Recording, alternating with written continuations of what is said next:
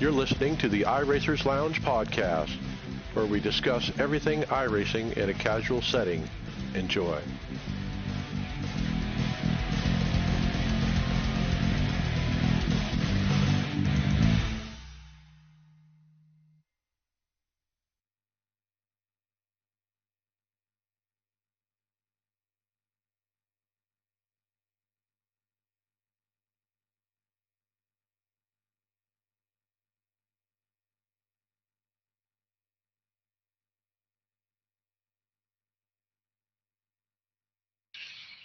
Welcome to the iRacers Lounge. I'm your host, Mike Ellis. iRacers Lounge is a podcast for the iRacer, where we talk all things iRacing in a casual setting. Joining me are the usual characters, Brian McCubbin. Hello, everybody. David Hall. Hey, hey. Greg Hectus. Hey, everybody. And Tony Groves. Yeah, he's there. I didn't hear him. His button's not working again. This week, we get into all the news with the Coke draft and how is Bristol Dirt shaping up for this year, and the 24 Hours of Daytona is coming up really soon. Tons of hardware topics tonight. Don't forget that Grid Finder is growing fast, and that is good news. With nearly 1,000 leagues across 10 different sims and almost 200 iRacing leagues, this is the place to find your next league. League owners, get your leagues noticed and your grids filled. Remember, it is free to search and free to post your league. Grid Finder is the home of online sim racing leagues. And with that, we're going to talk in topics. Brian, World of Outlaws, Kokomo. Hey, guys. Monday night was round 8 of the World of Outlaws NOS Energy Drink iRacing World of Outlaws Championships. This week was at Kokomo Speedway. So, coming into the event this week, Alex Bergeron has just posted a 10-point lead over Hayden Cardwell in the last race, and really nobody was even close to third. They're actually more than a race worth of points ahead of third place, so it's definitely going to be a two-man battle for the rest of the season. So, that being said, before I get into the results, I just want to let you know that Dirt Vision, who's been the exclusive broadcaster of these races, I'm not able to watch these races live on Monday night. That's my league race night. So I have to watch it from the vault. And the vault has not been very good this year. This is the third time where they haven't posted the entire race event. So if you go into Dirt Vision and the vault and go to watch the iRacing World of Outlaw replay, it starts at lap 1 of the feature. So they completely skipped all of the qualifying, all the heats, all the consolation races. So our report's going to start from the first lap of the feature race, where Alex Bergeron has started on the pole and took an early lead in the feature with Cardwell, who had moved up from 4th after the first lap. By lap 10, Cardwell had made his way up to second and was following Bergeron outside of striking range as they worked their way through traffic. Then, with just 6 laps to go, Zane Smith spins in front of the leader, Alex Bergeron, and he can't avoid the collision, getting significant front-end damage. Yeah, but he kind of had a stroke of good luck because officially the yellow flag came out before he got up into that accident. So the car spun in front of him. The yellow flag officially came out, and then he hit him. So it looked like he was going to drop back to the end of the field, but the scoring loop went from when the caution came out. So he actually stayed at the front of the field. So he got really lucky there, and he resumed the race after that yellow flag with 6 laps to go at the front of the field. But Hayden Cardwell, who was in second place at that time, he was able to avoid all the messes that Alex Bergeron got tied up in. And he kind of took advantage of Alex's car, which was not handling as well after he had that front-end damage. So he was able to take the lead, and Hayden Cardwell goes on to win the race. Second place went to James Eden, and Tyler Schell took third. Alex Bergeron fell to 4th spot, which was good enough to maintain a razor-thin 2-point lead over Cardwell heading into the 9th round at Monday at Williams Grove Speedway.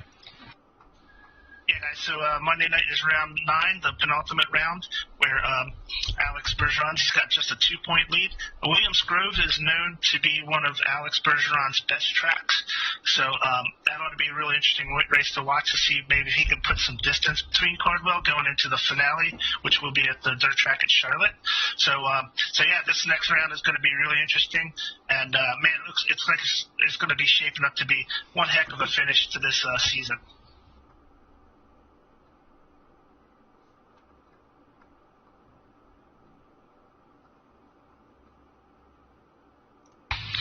Our next item, Dylan Esports has an announcement from Justin Manillo. I can never say this name. I'm almost like Mike when it comes to pronunciations. Justin Manillo reports that Team Dylan Esports has added Corey Vincent from the Renegades as well as Taylor Hurst, who got back in from the Pro Series for their 2021 lineup. All right, very nice. There's a bunch of different announcements here on the Coke Series.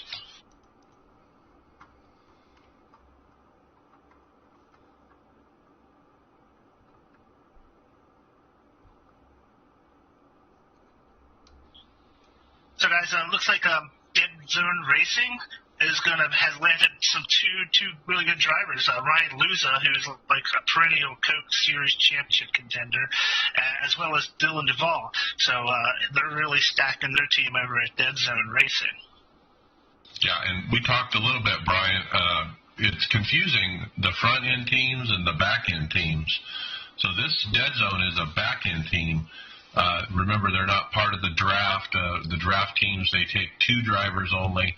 These are the guys that work together on setup. And we did talk to somebody just recently on Dead Zone, and they have like a dozen people now in the Coke Series. So.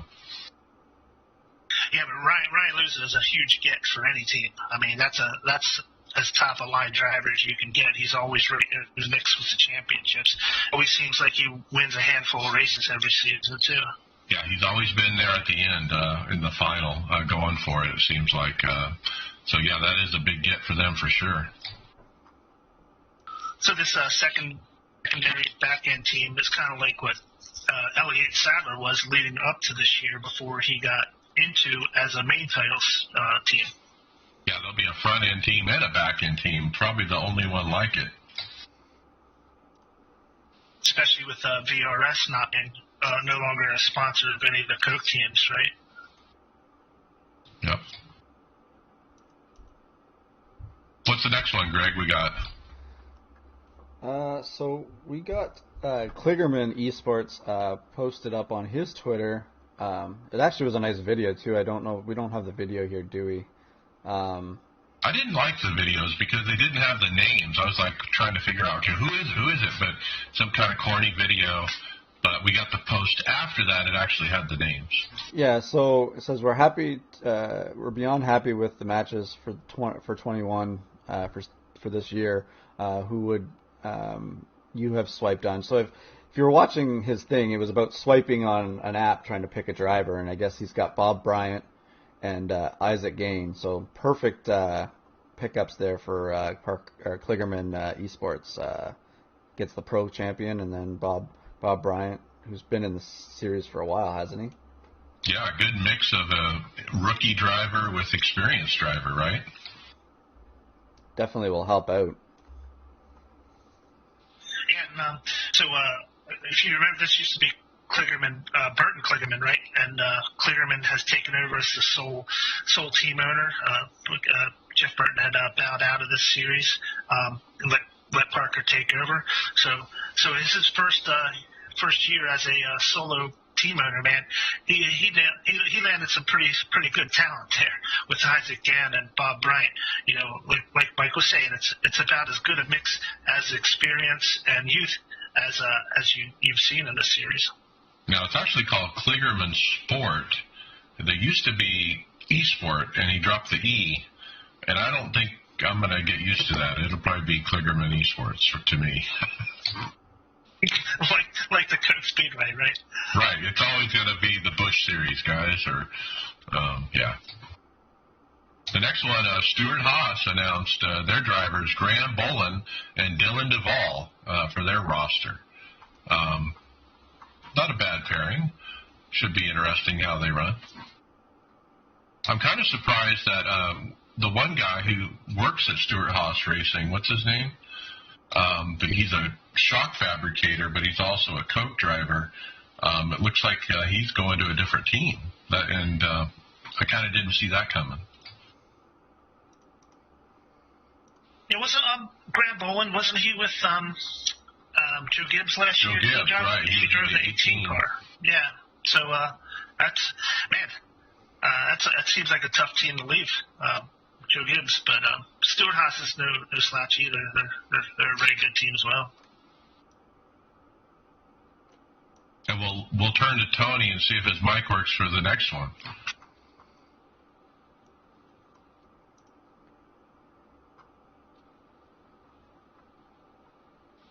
I guess not. So I'll take that one. It's Richmond Raceway Esports. This one was announced like literally an hour or so ago. It was Zach Novak and Jimmy Mullis.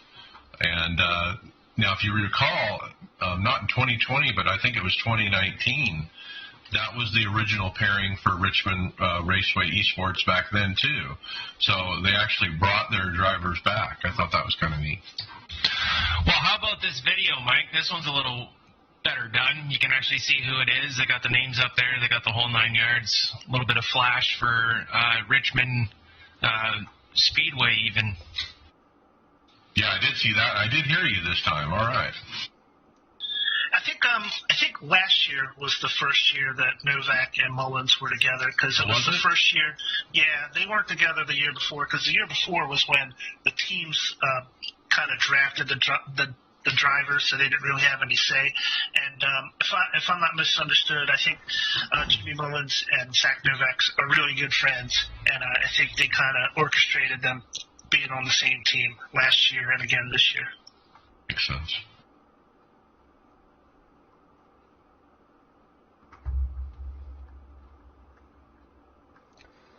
So, how do we always is it a GIF or is it a GIF? I don't know. Well, 2020, I'm going to say GIFs. That's how I normally pronounce it. Yeah, just peanut butter. The creator called it a GIF. Okay, so 2020 GIFs of the year, or GIFs. We go here to, is this off of NASCAR.com? Yeah, it's on NASCAR. Oh, sorry. Yeah, it's on NASCAR.com, but Part 5 is exclusively iRacing stuff on the NASCAR website. So this is Part 5 of series of 2020 GIFs, and then Part 5 was all iRacing things. Yeah, so I just brought it up here, showing here. So it's just basically a bunch of moments like Clint Boyer getting frustrated, William Byron winning, Jimmy Johnson in the grass, a bunch of wrecks, just different things like that were, I guess, more used GIFs of 2020. This brings back some memories. Landon Castle in his shorts. Oh, the last one is the most epic, though. You got to look at the last one. Absolutely, yeah. I agree, Dave. I like the one at the North Wilkesboro where the guy hit the opening in the wall and sent it sailing. Well, the last one is Denny's rig getting shut off by his daughter. I totally forgot about that until I saw this again. I forgot that she ended up doing that. Seems like 10 years ago, doesn't it? Yeah. But yeah, the look on her face is just precious when she realized she turned off his monitor right in the middle of his race. It was adorable.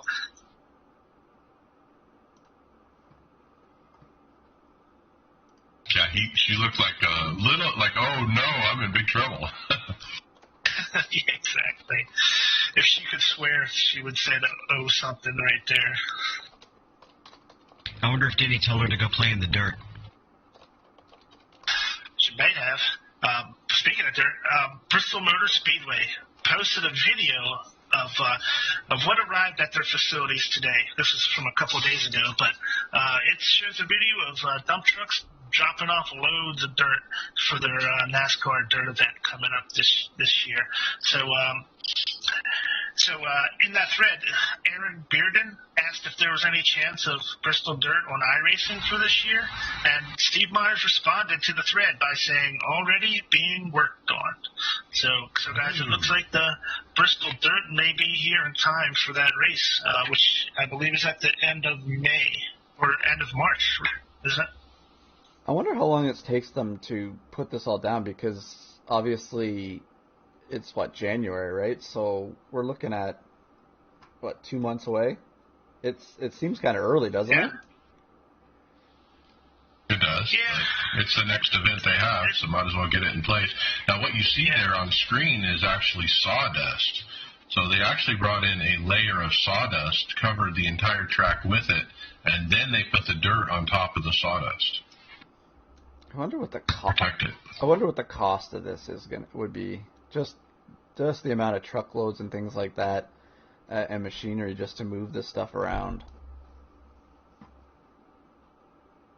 Well, it's got to be a good quality dirt too. It can't have rocks in it and all that, right? Yeah, you don't want these cars throwing rocks up into the stands or nothing, for sure. Yeah.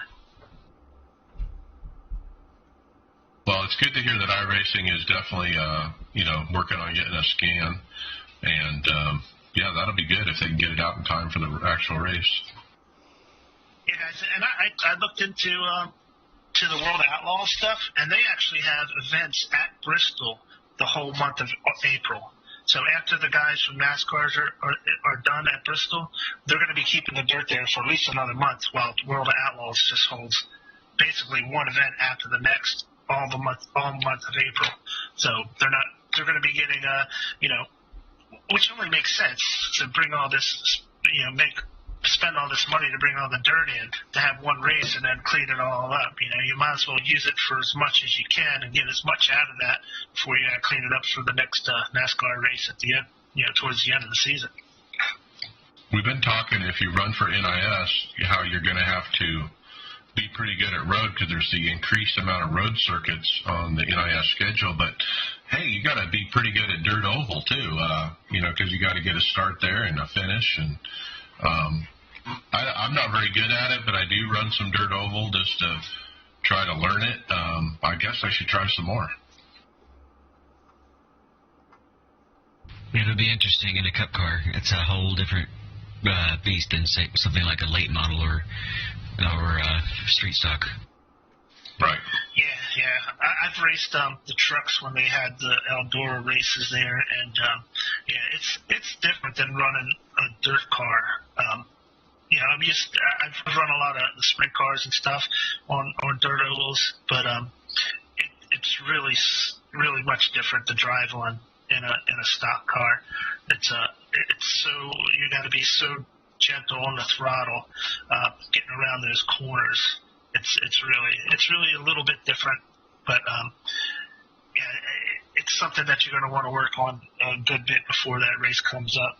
So hopefully they get that. If they do get that track released before the NIS goes there, hopefully they do it with enough time so people can get some time around there and get some practice in. I was multitasking. I was multitasking a little bit. Did we mention Steve Myers' reply to Aaron Bearden? We did? Okay. Well, we talk all the time about how iRacing is more than just a game. It's a sim and it's a community. And so this time we have some bad news to report, or sad news. Alan Bajari runs our Winter Series League that me and Mike have been running in. And he had to regretfully announce the passing of fellow racer and One Up Motorsports team member Jason K. Miller. He was known to his fellow racers as Junior and was described by Alan as a tremendous person who was funny, thoughtful, and serious when the situation asked for it. Christian Chandler also added that Jason Miller was one of the unspoken greats of iRacing oval communities, and he always had time for everyone, and he raced with respect. And he was an absolute masterclass on how to conduct yourself. Yeah, I've raced with Junior in the past when he was with One Up Motorsports. Remember, that's where Tyler Hudson raced when he was in the Coke Series. Christian was on that team, and Alan and several other people, but I raced with him in the Integrity Racing League, a real soft-spoken guy, but he was a setup guy. He did the setups. He was really good at springs and shocks and that kind of thing. There were other condolences on Facebook from Sim Auto Racing Association. They put out some comments as well. A lot of people were touched by Junior, and it's really sad to lose him.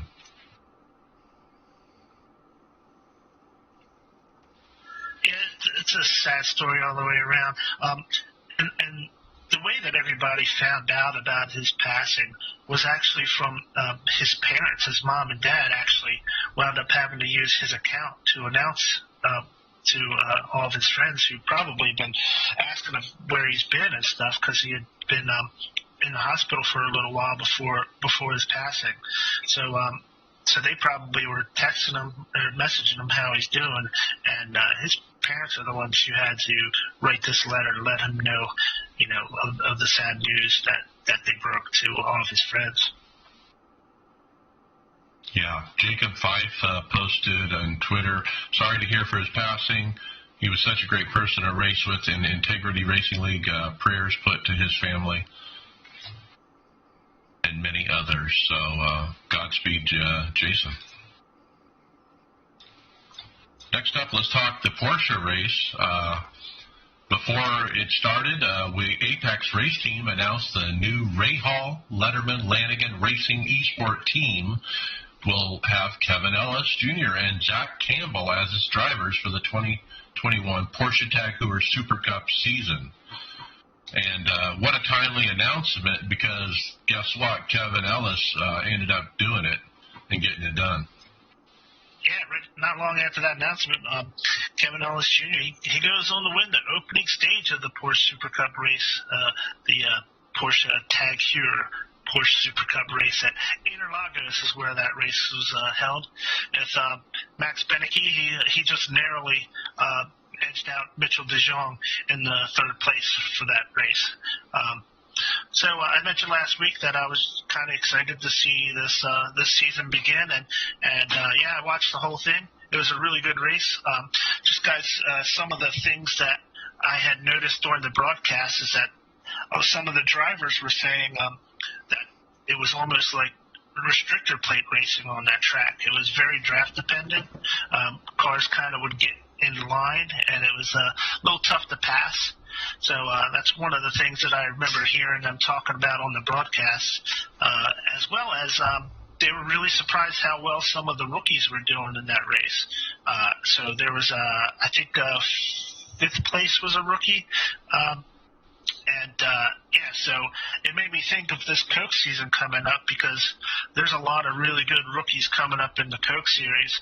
So I think this might be a premonition of things to come in Coke, where we're going to see some rookies in this series really shining and making their name. I think the personalities of the entire season and race every race is just gonna have a new character with such an infusion of new blood. The front stretch there, Brazil, is very draft dependent, and you're right. They have a neat replay here, and it looks like they're almost pack racing. They're side by side, and the guy right behind them, and he kind of squeezes into the middle of them. There's just enough gap, and then they're almost three wide going down into turn one. Looks pretty exciting. And before this race started, they broadcasted an all-star race in the Porsche cars, and I wasn't expecting that, but I watched a little bit of that too. It had some prominent broadcasters. Jimmy Broadbent was in the race. I can't remember his name, but the gentleman who runs Boosted Media, who's a website I go to a lot. He's got a YouTube channel where he does a lot of reviews and stuff. He was a driver. They're going to be adding at least one actual Porsche factory driver in that series as well, in that All-Star series. So it was pretty neat to watch that too. Well, they did when I watched it, Brian, they did a double race, so they inverted the field on the second race and how they finished. It was kind of interesting, because it was more of like I kind of have that second, though, that race is more like it reminded me of like a streamers race. Like, it was all the prominent people like on social media and things like that. Exactly. That was the All-Star race. And then they do the double race after the All-Star race. So after the All-Star race, they do they do the qualifying for the Porsche Super Cup, then they do the first race, and then they do the invert, and then they do the final race. So there was some qualifying controversy again. I pulled the story because I couldn't get a second source on it, but I'm going to talk about it anyway. Apparently they were holding the brakes while hitting the gas on the outlap of the qualifying run to try to heat up the brakes kind of thing. And the tweet that I saw indicated that iRacing was thinking that nothing was wrong. They didn't violate any kind of rule, which is no donuts, no pushing the car against the wall and burning out, or coming to an abrupt stop and then go and stop and go. These guys were going like 20, 30 mile an hour, holding the gas and the brake and not stopping. And apparently that's something that can be done. But more to come on that when I can get a second source. Well, the thing is, Mike, even if it was, like, if they have those rules for the cheating part where they're doing the burnouts and stuff like that, in real life, like if you watch an F1 get ready to go out and qualifying on their outlap, they're swerving back and forth, heating the tires, they're speeding up, slowing down, and getting their brakes all set. Like, I'm guessing they were trying to build up pressure on the front tires to have, because of the heat in the brakes, because it's probably the only quick way of doing it. But, you know, we don't have an accurate braking model to like get the brakes hot to be, you know, braking more efficiently. It's just there, but you can create heat to get more grip out of the front tires or the rear tires in doing it. So I see that as just a tactic that they normally do in kind of real life with getting the cars ready, right? Yeah.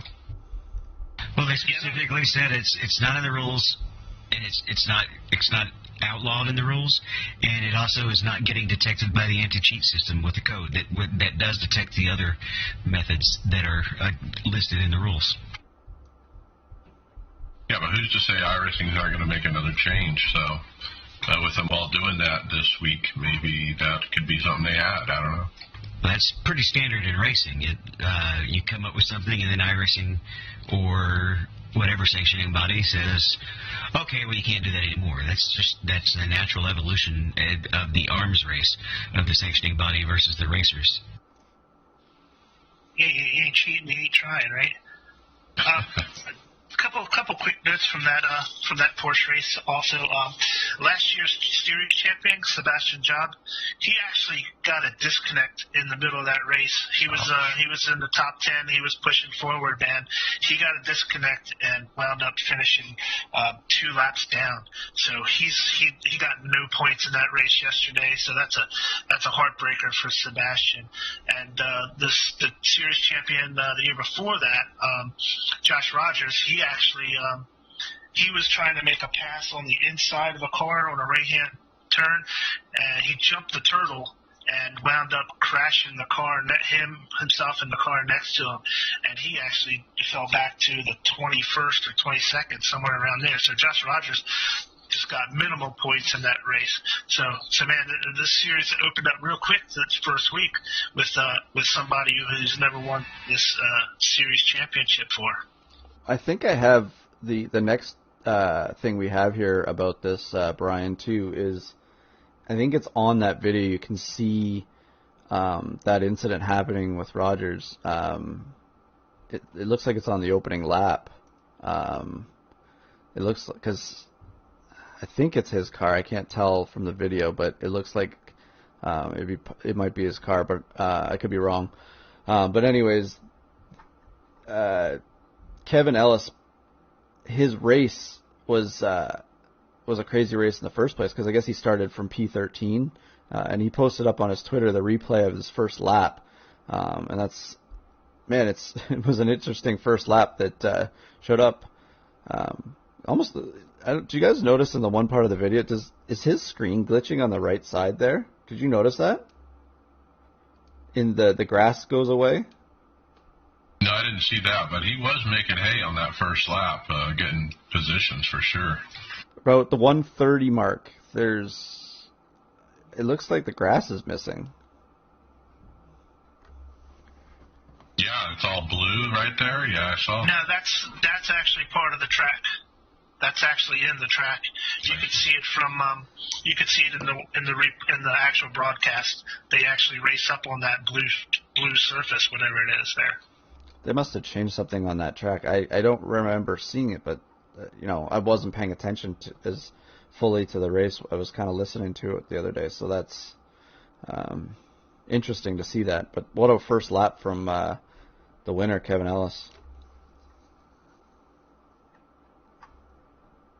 So where's another place where we tend to do a lot of drafting, even in the road cars?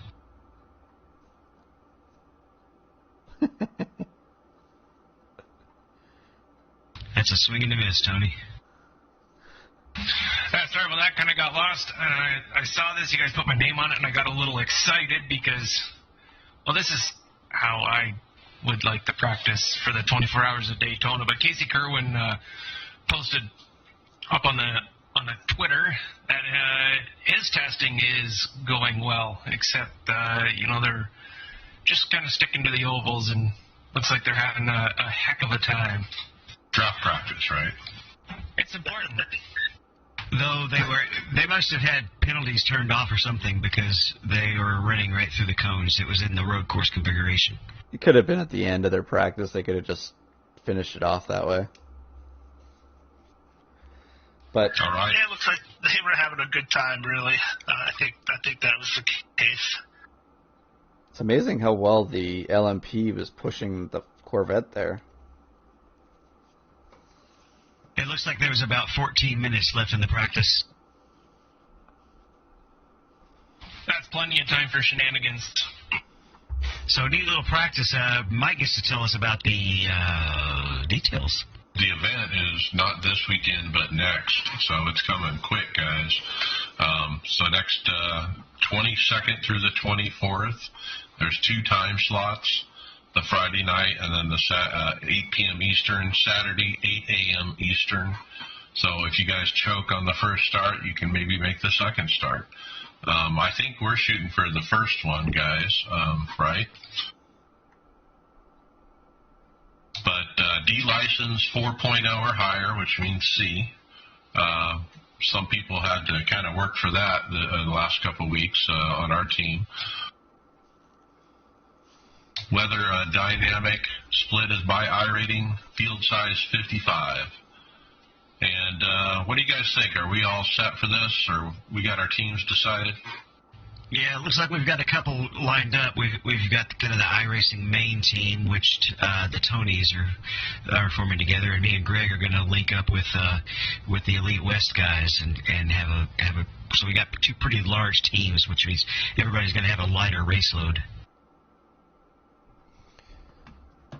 Well, and it's nice that I guess, would you guys label your team as the fun team?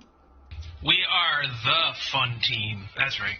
So it's nice that, David and I are off, with the guys that, some other guys that we're going to try and compete for a win, and you guys can feel comfortable doing what you guys want to do, right? Because you guys aren't road guys. You don't race as much very often as that too.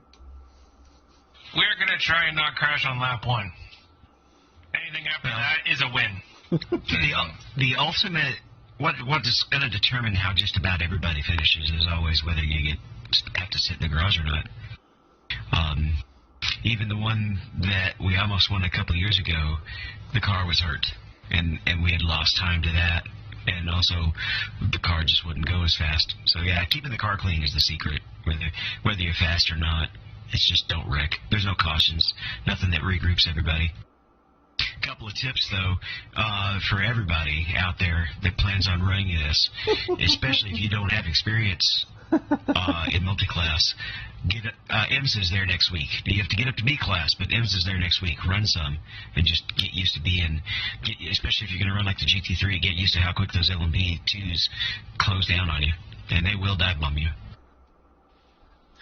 Hey, David, even if if you don't have that B license yet, can't you still get in the practice session with them? I think you can, can't you? I believe so, yeah. Okay, so at least if you can't get into the race, you can get into a practice session at multi-class and at least get some practice that way with faster cars coming up on you and whatnot. Well, And if you don't, sorry, go ahead, David. No, go ahead, David. all right, if you don't care about your I rating, all you got to do to get a B class is run a couple of races there, and you'll get enough corners that you just start shooting up like crazy, and you can get your B license in 3 or 4 races. You'll take your I rating because you're going to want to sit back and just not race anybody. You're just going to want to survive. But that's how you get your license up. Also, don't forget that you have to register the drivers that are actually going to run, because that's how the I-rating split will be done this time. You can't log in with your 500 I-rating driver and then start the race with your 3,000 I-rating guy and have him not count towards the split. So everybody has to go click join or register at the beginning? Nope. Whoever registers the race clicks which drivers on the team are going to participate, and if one of those guys doesn't meet the minimum, you get disqualified. Wow. Yeah, it's basically done through the UI now. So you're going to be registering in the UI with the team and creating it, right, David? Nope, you can actually still register as a team in the on the website, and it pops the same questions up. Okay, well, and we're going to, I guess we'll circle back next week to remind everybody of this, just as a refresher, but yeah, it'll be definitely get some laps in, like David said, just because you need to know where you can actually make your passes too. Like if you're coming up on a car and you don't want to do what David said there, you don't want to be the car either getting dive bombed or having to, if you're in the faster car, make that choice where you're doing, because there's the part of the infield, if you get stuck behind the car, you're going to have to stay behind it until you get up to the high speed section. That's pretty much basically where you get a lot of the thing, unless you can get the run between some of the corners. But some of that time, it's really hard depending on the person too that you're trying to pass, if you can predict what they're doing. And there's dive bombs that are predictable dive bombs that don't catch you off guard, and all the slower car ends up doing is having to brake just a little early, and that actually doesn't lose any time. And knowing when those are and when those aren't, whether you're the slower car or the faster car, comes from running both classes at some point. All right, so I'm assuming once you register and add your extra drivers that are going to be in your team, that team is locked in place. You're not going to be able to make any adjustments to that at all, right? Correct. Go ahead. I was going to say, but if everybody's on it, they all have to compete too, right? Like, you don't have to. You only have to. Only the people who were registered for whoever registers the team have to compete. You can have 20 people on the team, and you register 4, and you race those 4. So I would say make sure you guys make your team fun up there and get it ready and set before that morning comes up. So if you have your 4 drivers and then the event starts and all of a sudden somebody can't make it, is that going to hurt you if he doesn't get into the session? Yeah, you'll get disqualified. Okay, so he's got to do at least one stint, I imagine, to qualify. It'll be at least 2. Okay. Yeah. You could have somebody run 22 hours and another person run 2, and the fair share works out that way. Okay. Based on their rules. What's a stint considered? Fuel tank. Yeah, a fuel tank, and that's actually that's an hour. I actually don't know if 2 stints in the LMP2 works, because those stints are only 35 minutes, so they may have to run 3 stints. Yeah, I think it's like 2 hours. Yeah. Yeah, the GTEs are always usually an hour. They can last an hour on their tank, close to it.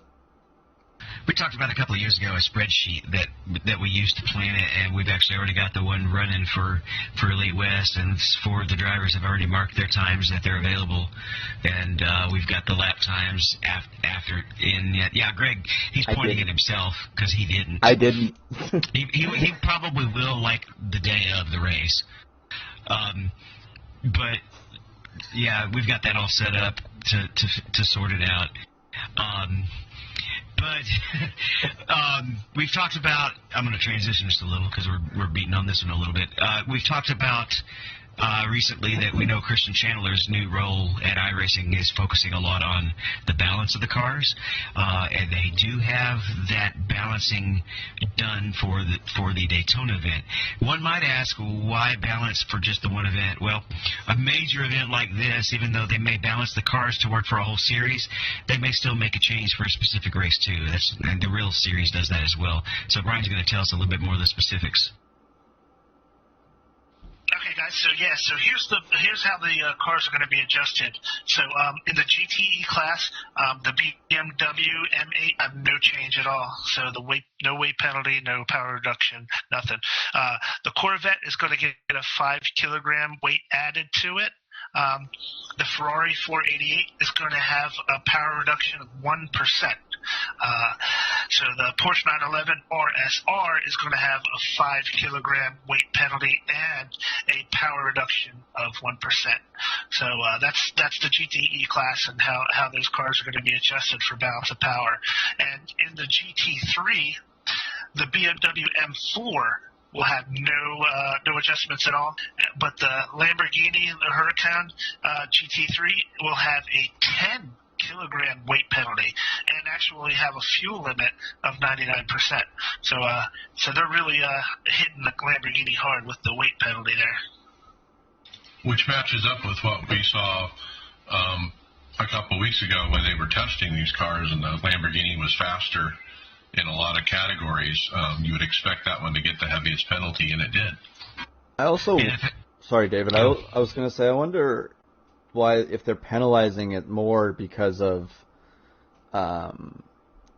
like, they're trying to make I bet you they're trying to make because pit stops are the biggest thing here where you can save time on. So you got to try and make sure all the cars are making the same amount of pit stops over the whole 24 hours so that not, say I get in the Lamborghini and I have to do 2 less or 1 less. It kind of is unfair that way. So they're putting weight on it probably to burn more fuel, and then they just, to make it a little bit even, they've taken a little percentage of the fuel off of it to even it up the last little bit. But that's pretty much one of the reasons they're putting weight on is to burn fuel and slow it down just a bit. That's that definitely can be a factor if the advantage is too big. They generally don't want the fastest car to also have the best fuel range. They might be okay with a slightly slower car having the best fuel range. And they actually got a little caught off guard at Spa. Greg, did you get to run with this one grand Spa? No, you guys did the McLaren, right? We ran the McLaren, and we discovered that it ran. It had a huge tank. Like the Porsche has a 99 liter. The Porsche GTE. The McLaren has 130-something liters, I believe. It was going 3 or 4 laps further than every other car, and we literally got 2 less pit stops and gained a ton of spots that way. Well, and at Spa, that's a 3.5-minute lap, probably in that car. It's a longer lap. Yeah, it's a huge lap, but also it's a huge pit lane. Pit stops are not as big of a deal in Daytona. If you come in for just a splash of fuel, you can be in and out of there in less than 30 seconds and only lose about 30 seconds time. Well, and over the race, a lot of the mindset is kind of going to be the same. Don't take tires as many times as you can to try and just do fuel so you can get in and out faster. But you got to balance, right, depending on when to put those tires on to make sure you have good time or good lap times when you need them. It's pretty simple math. If you lose more time running slower than you saved on pit road, then that's the wrong choice. Basically, at Daytona, if you're losing more than a second a lap, you're better off getting the tires. If you're losing only about a half a second a lap, you're better off not getting tires. Speaking of something that's lost a whole bunch of stuff here, David, on the next topic. Yeah, I got wind of this topic almost as soon as Christian posted, because one of the first people he warned was the entire Pacific Majors League. He hopped in the MTech forum and said, "Hey guys, you need to check this out because the LMP2 is getting changed." They did a major adjustment on it to match some real life rule changes. They basically took 40 horsepower from it and did a few things. With the tire warmers, they changed some of the camber limits. It's a little bit harder to get the camber get the tire into the road. They changed I guess they introduced push rod and third pin length adjustments to help adjust some of this as well. In the post, Christian goes ahead and gives you some tips on what it will do to the setup that you've already been working on. And I think Richie's already taken a few laps on getting it and made some adjustments to our set for next week. Well, and I was worried when you first posted this out, because I'm like, I haven't set a lap time yet for qualifying for the majors, and there was a bunch showing up there for this weekend's 2.4, but it looks like all the qualifying times got deleted, so they're gonna have to redo them all. Correct. They raced the pre-qualifying for the majors. So I tried to read what these additions were, the push rod length and the third pin length, and right over my head. I don't know what the heck it is. Ditto. Essentially, they slowed them down. They basically wanted to slow them down to make them match the real car. So, David, do you have an idea how big a change in your setups you're going to have to make in order to compensate for these changes? No, because I don't do the setups. Well, it's not from reading what Richie and them were saying, is it's not a huge deal, but the bigger problem is the less camber that you can run in it. So we were noticing that through the bus stop and stuff with what we had before, the car wasn't turning, I guess, as well to get through the bus stop. Kirby actually said that the bus stop feels better, but that it's just tighter. It's not turning as well. And so, Dave, you said that these... I'm sorry, go ahead, buddy. No, go ahead, Brian. I was just going to iterate on what Dave was saying. So you said that these changes are in relation to actual changes made in the real series, right? Yes. Okay. It sounded to me like the car was obviously making too much power. If obviously they've reduced 40 horsepower at 6%, that's a lot out of the motor. It's a pretty big difference, especially we're losing it says almost a second and a half of lap time. So, you're losing a lot of that on the straightaways. Or you're losing most of it on the straightaways because of it and the acceleration part of it. So that's going to be a little bit more challenging. They said it's not a big deal passing the slower classes, especially the GTEs, but it's still, you'll have to adjust where you thought you might be able to catch a GTE, you might not catch them as fast as you normally would. You exit off to get onto the big stretch or onto the back stretch. Normally you might get to them before the bus stop at a certain length, but now maybe you're not going to get to them. Yeah, and just to wrap up the whole 24-hour topic, something else I wanted to add on the balancing. The balancing for Daytona it's a different track than any of the other road courses I run every week, at least either an IMSA or a Euro Series. And no racetrack has the same personality as the Daytona Roval, not even the Charlotte Roval. It's a whole different monster, and different advantages in the different cars are exaggerated at that track.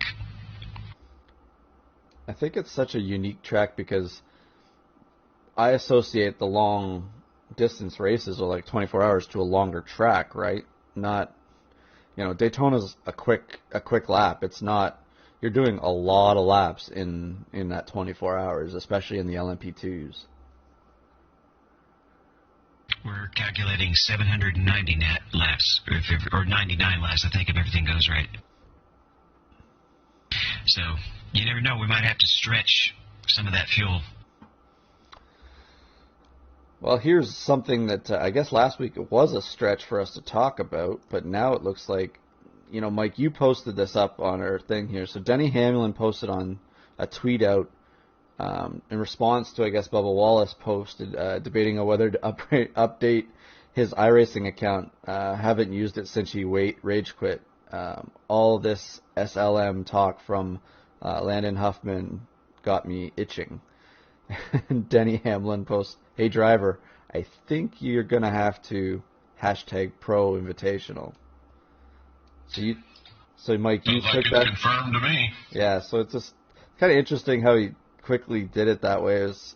I'm wondering if it was set up that way, but between the two of them, but it's definitely an interesting tweet. Well, you're talking about employer and employee as well. You got to remember one's driving for the other. You telling this employee, yeah, I expect you there, kind of thing. But yeah, it certainly looks like the Cup drivers are going to be running the Pro Invitational. I wonder if Danny will make him stretch before he races. Yeah, I got to go 2 times on that transition, huh? Oh boy. There we go. Cameron Gridley shared in the iRacing forums that he routinely stretches before his sessions, and it's to help with some old injuries and stuff that he's got.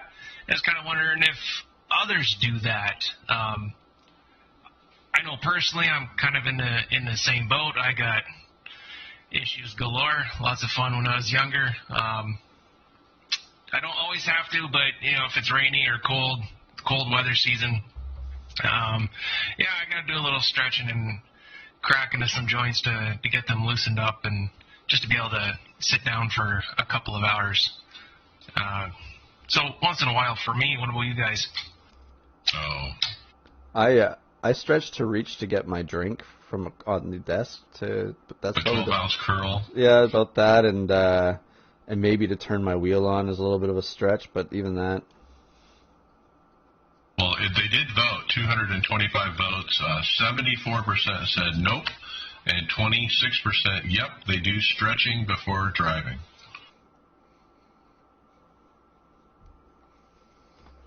I got an arm that likes to go to sleep if I don't get my one shoulder working, so I got to usually move that one around. But it's summertime, nope, don't need to stretch. Everything works good then.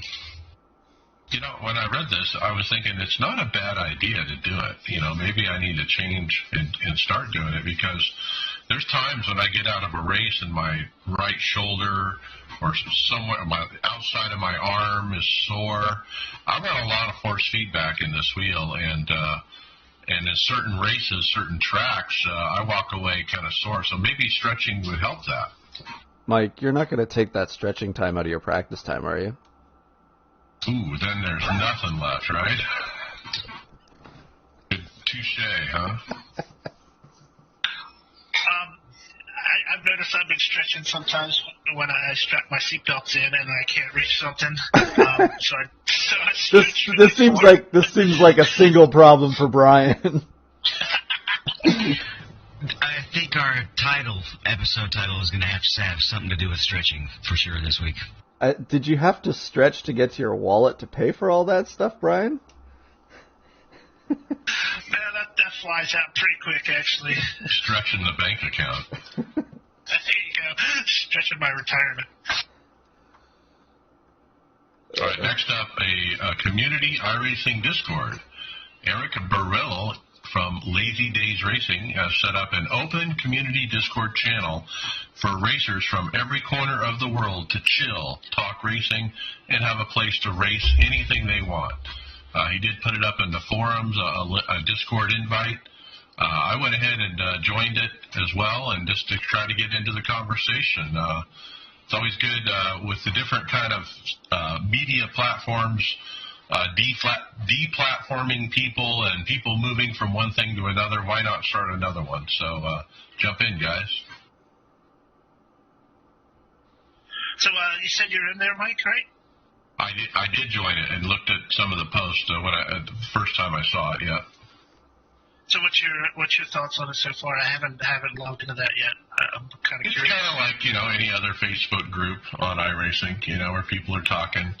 Hey, did I mess this? Did I wreck this guy? And they show a video, or hey, I want to buy a wheel. What should I get? Those kind of things. If it's posting videos, David needs to be part of that. I already have my places. Will this computer run iRacing? Yeah, there you go.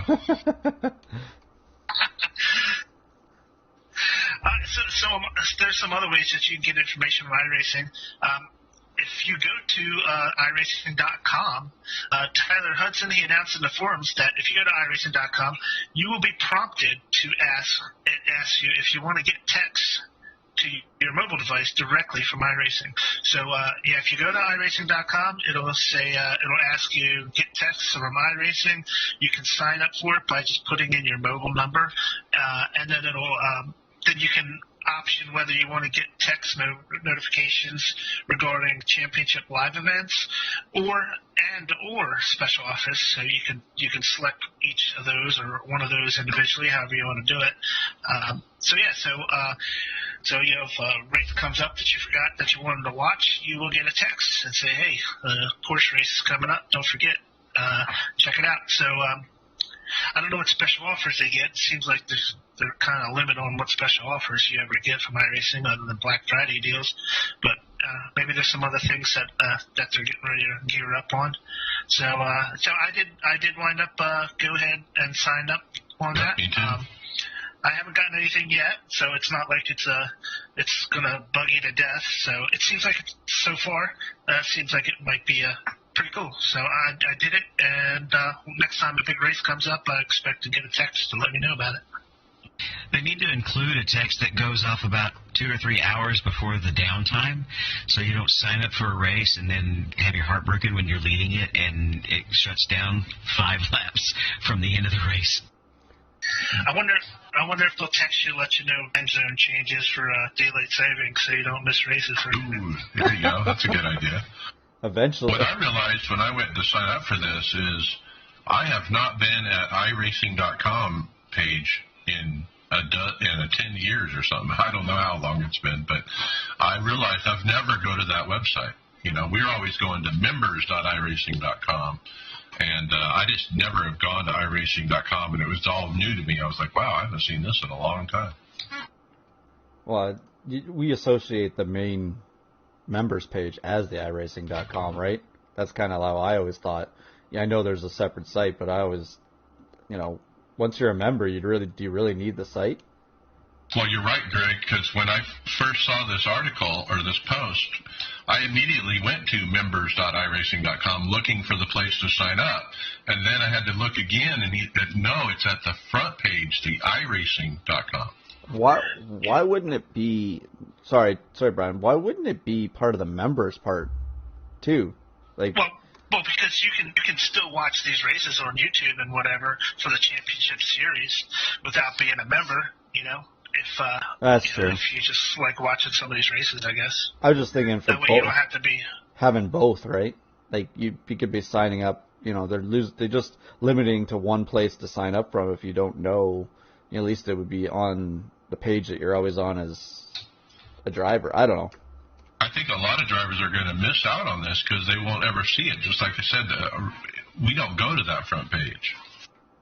No, and with the UI, some people probably don't even get to that page anymore. They just go right to the UI. Well, I always go to just straight to the sessions pages on the website. Still, I just bookmark those and go straight to Euro or IMSA. It's pretty much the same thing I do. So speaking of sessions pages, last year they had this nice little series that we got to run a couple of times. Greg West announced the 2021 BMW Sim GT Cup. It's going to be divided into 2 seasons this year with a total of 10 races taking place all year. There's going to be a total prize purse of $4,200 US, not Canadian. It'd have to be like $30,000. It's up for grabs in the top 3 teams in the first 4 races. This is hard to do when you've seen everybody laugh on Discord, by the way. The races are going to be 120 laps, or no, 120 minutes long. That would be terrible. And they include a mandatory... That's the same in Canadian. That's the same in Canadian. The dates have already been confirmed for Season 1 in the BMW, with the opening round taking place at the virtual Daytona International Speedway on the 17th of January. So that's this week. That's coming up. Yeah. My birthday. And is that on Saturday or Sunday? Sunday. So it's right on top of Main Trees, isn't it? Pretty much. But it's early in the day. We might have to run this. The events are teams with minimum of 2 drivers with a fair share, and really with 2 drivers in a GTE, the fuel range is right at an hour. It's going to be interesting. I wish they would reduce the tank size just a little, because the couple times we did run this, it was simply, do you run hard and pit once, or run hard, not as hard and pit twice? And I don't know if I like that. I mean, some people might like that particular strategy, but putting it literally right on that borderline window, right on the edge of it, it just changes the race for me. That's definitely a You good. 130 minutes, or It's definitely a good combination. Sorry, David. Yeah, either bump it up to 130 minutes or just make it a 90% tank. Just cut down the size of the tank a little. That's what they do in IMSA, so that you have to pit even though it's only a 45-minute race.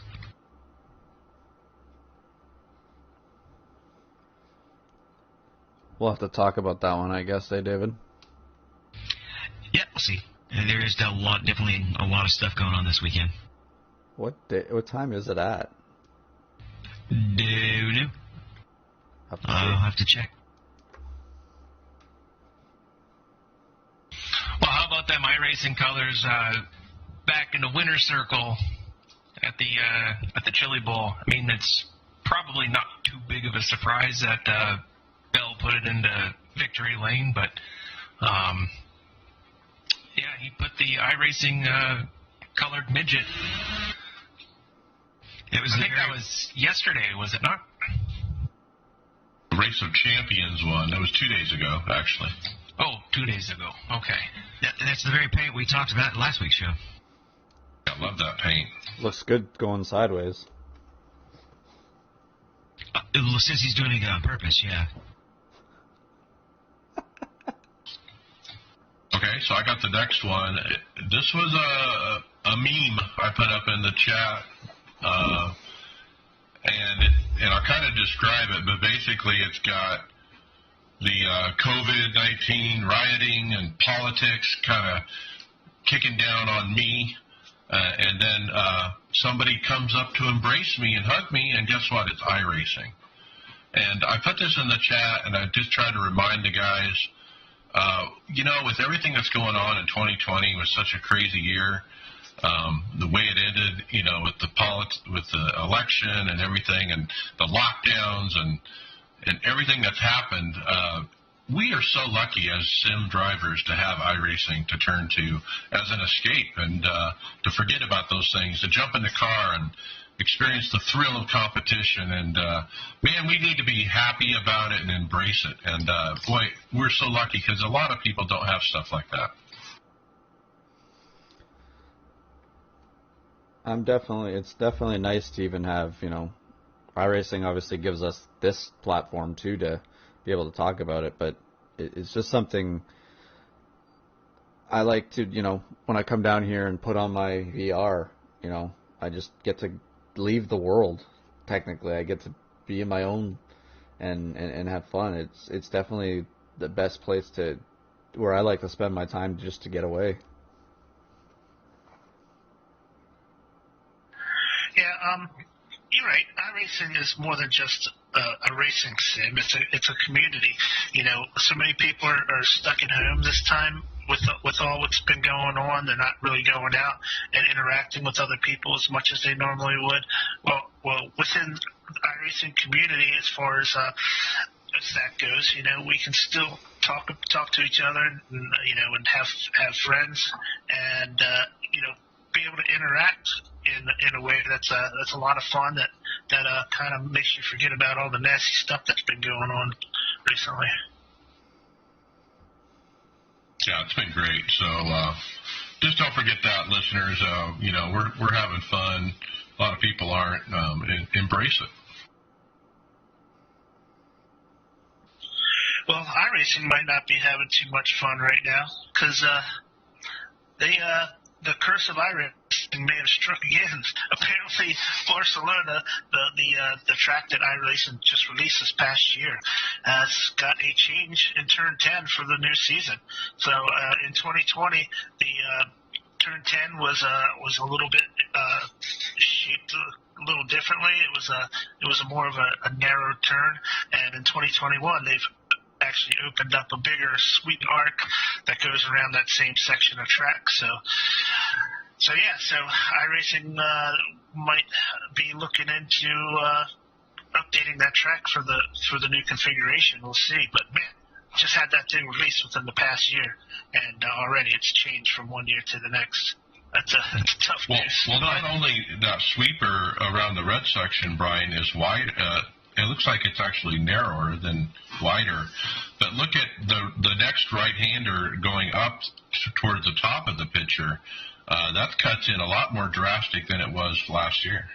Well, I think the other thing here too is, I want to say on the map there, that other turn is for the super bikes. I believe use that in real life. I could be wrong, but I believe the super bikes don't use that sharp turn there. They go around more of a round when they use this track. But you're right, Mike. It looks like they have to. It's not just the one corner. They're altering the S part here too, and possibly the way the apex and stuff for the next corner work. Yeah. Are you guys seeing a different picture than me? Because I can't really see the S part. It looks like it's the same, and the new part was already there. All they the way it's cropped. Yeah. I think you might be right, Dave. That's the way it's cropped. Yeah. All they have actually, and the new part was already there in 2020. What they've actually done is they've just covered up some of that old part of the track. But hopefully iRacing already has that other segment scanned, and all they have to do is make that the racing surface and cover it up and cover up the part that's not there. Yeah, just have it as a separate configuration. That's a very well possible, because it does look like that's long sweep that's now part of the track. Looks like it probably had been there for a while, and maybe you're right, Greg, that was already used for a different series, like the Superbikes or something. I want to say that's why I thought it was there in the first place, because it wouldn't need to. There's no need for it. They wouldn't pave that area the way it is if they weren't using it, especially since this is also an F1 circuit too, right? So I guess that would change the F1 cars there too. It's obviously got to be wide enough for them too. Yeah, and if you look at the 2020 version on that sweeping turn, I mean, there's rubber down on that part of the track, it looks like. So it looks like somebody's been racing it for some reason. So it looks like it might have been there for a while. Hopefully iRacing, like you guys said, has already scanned that part of track and it's ready to go. They just need to add that configuration, I guess. Yeah, they've reworked the track, added some grass, and moved the walls, basically. But that farther, the wider turn, it's there before. It looks like curbing's redone a little as well.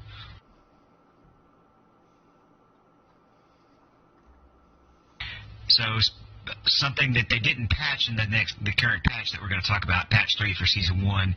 They didn't patch this track, but they patched quite a few other things. Came out just this morning, and the big issue we already talked about, which was the 217.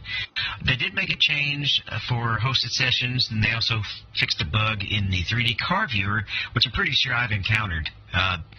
It was not properly refreshing if you had a bunch of spaces in your race car titles, or in your paint titles, because I was having to actually manually refresh them quite often.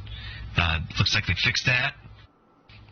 And there's some changes in the simulation physics for hyperextended suspension. So that sounds like the problem I had last week in the Pro Truck. Remember when the rear axle came out from underneath the car? Yeah, I think you're right, Mike, yeah. Was yours hyper, or was it like more than hyper? Pretty hyperextended, yeah. There's an issue with meatballs not being recognized and triggered. They've added a lot of AI tracks, including this one I love. iRacing Super Speedway is in there. Yeah, I need to be excited about that one. Tony, the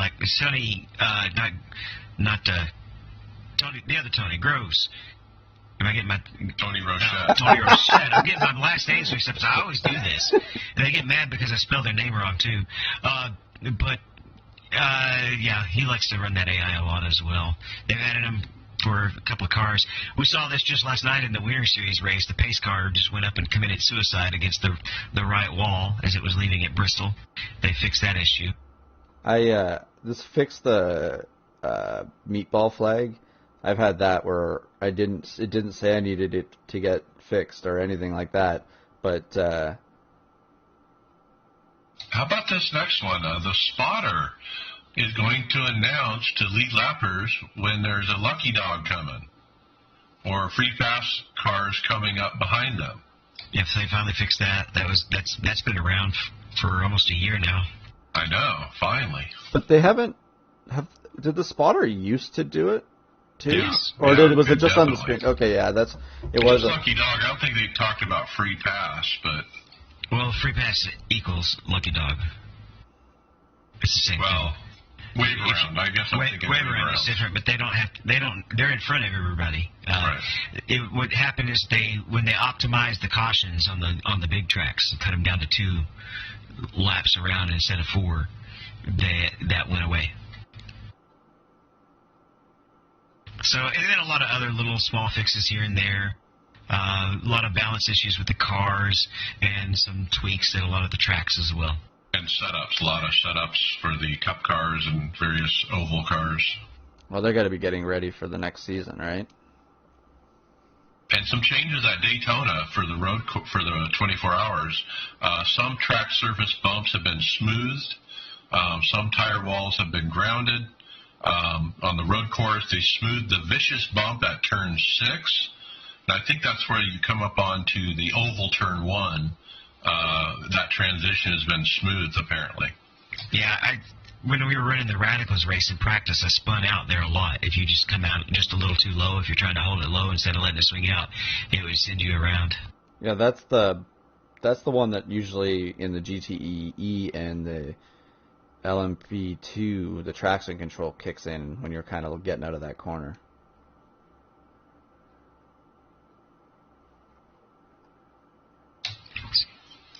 Okay, podcast housekeeping notes. Don't forget to listen to the other podcast, The Aftermath, After Show. That's every 2 weeks. Don't forget our new website as well, where you can get the show notes. We want you guys to leave comments. Tell us what you think. It's something we've been working on, and it's really fun to look at while you're listening to the show. Also, check out PerformanceMotorsportsNetwork.com. The 24-hour motorsport channel. You'll find our show there, too, on regular rotation.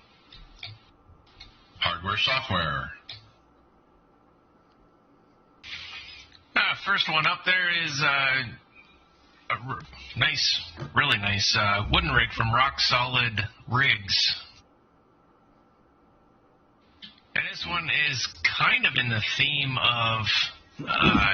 the 80-20 aluminum profile if it were to be wood. That's how I see it. It looks like an 80-20, but it made out of wood. There's a lot of precision machine cuts. That's not do it yourself. Laser cutting. Yeah, there's some definite laser cutting in that system there.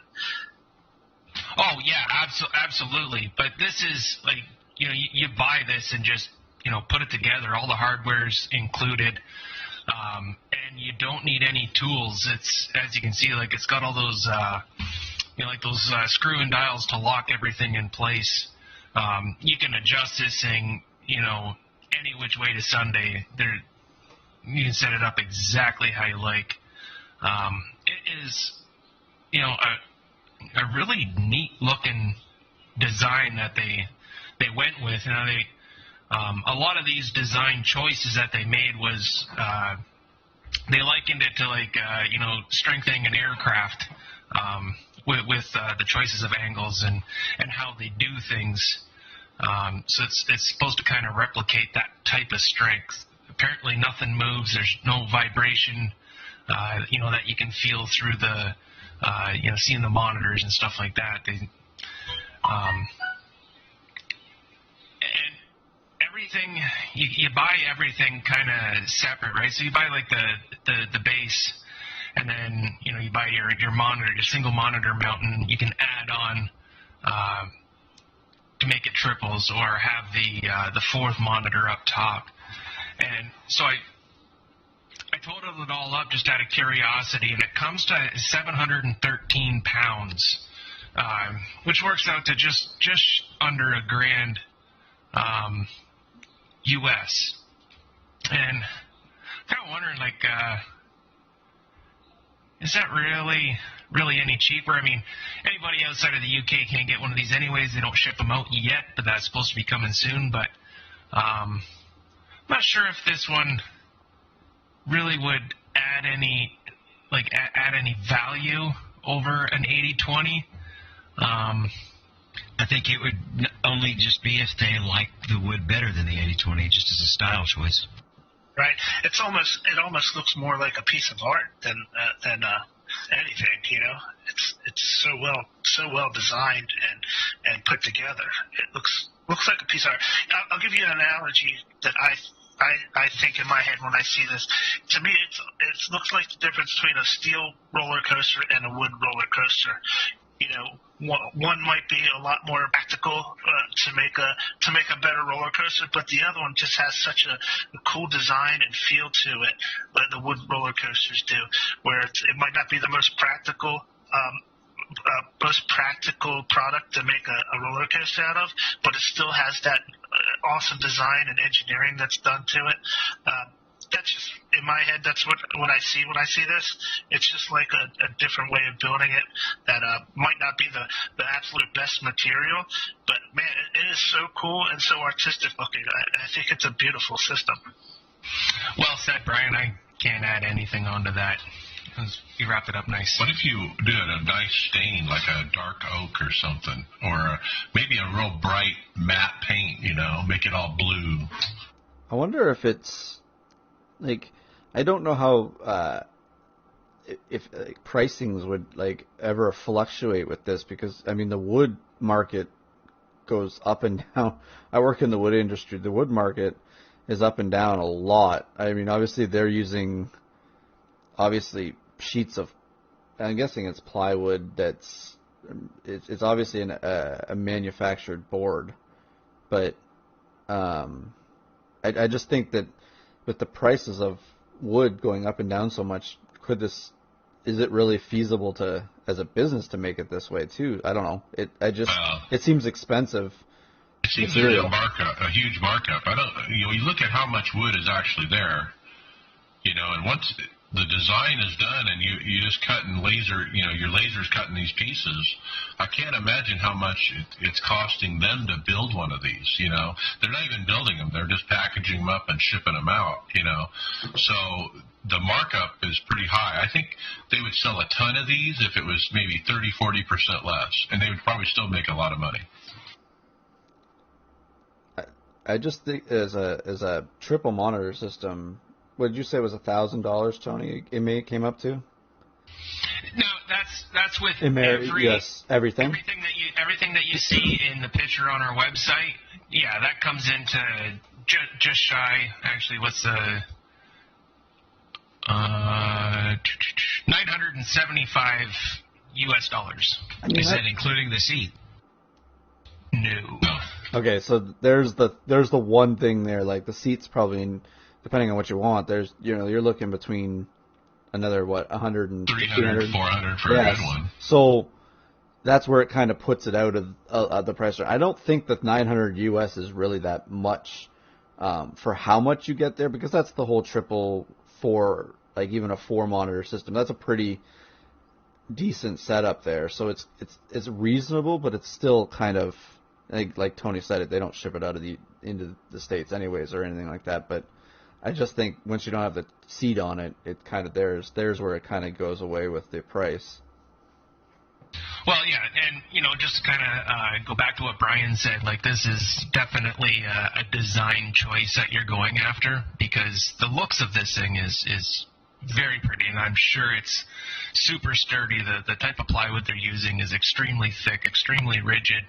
You're not going to have any issues that way, but the design choice, like you're definitely going after something specific here. Yeah, I agree. And as far as wood goes, I don't see how you could make a wood rig that's any more adjustable than what the thing is. Yeah, there's slots and knobs everywhere to move stuff up and down. The place where the steering base is sitting, that looks like it goes up and down. as well as the shifter, the seat. There's like, a dozen different options for the seat tilt. And in the picture we're showing here on the site, you don't see, it looks like they have a cup holder and a keyboard tray and everything on the other side. It looks solid, for sure. The way it's designed, the base it's sitting on is real wide, so there isn't going to be any play. You can tell by looking at it.